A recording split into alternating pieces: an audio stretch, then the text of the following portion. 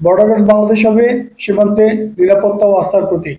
এই মূলমন্ত্রে উজ্জীবিত হয়ে সীমান্তে নিরাপত্তা ও জাতীয় স্বার্থ রক্ষায় অব্যাহত তৎপরতার অংশ হিসেবে গোপন সংবাদের ভিত্তিতে মৌলভীবাজার জেলার বড়লাগা সীমান্ত এলাকায় একটি বিশেষ অভিযান পরিচালনা করে border guard Bangladesh 52 BGB Beanibazar battalion.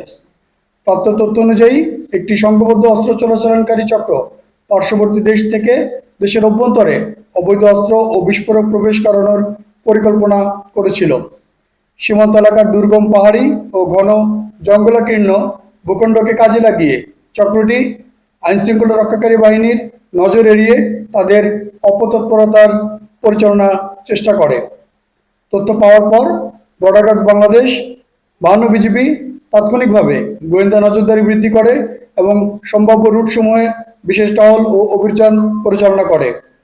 অভিযানের এক পর্যায়ে সন্দেহভাজন চোরাচালানকারীরা বিজিবির উপস্থিতি টের পেয়ে ঘটনাস্থল থেকে পালিয়ে যায়।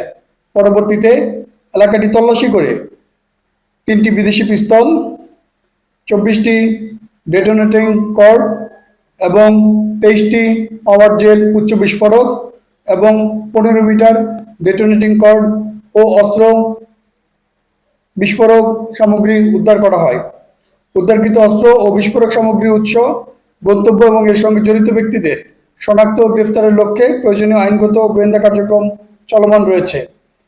বর্ডার গার্ড বাংলাদেশ দৃঢ়ভাবে বিশ্বাস করে যে এ ধরনের অভিযান সীমান্ত পথে অস্ত্র ও বিস্ফোরক চোরাচালান প্রতিরোধে গুরুত্বপূর্ণ ভূমিকা রাখবে এবং দেশের নিরাপত্তা ও স্থিতিশীলতা বজায় রাখতে সহায়ক হবে।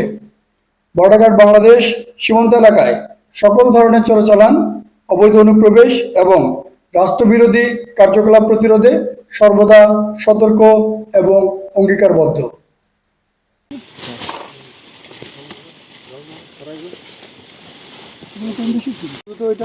আর কিছু করতে পারি কিনা এখানে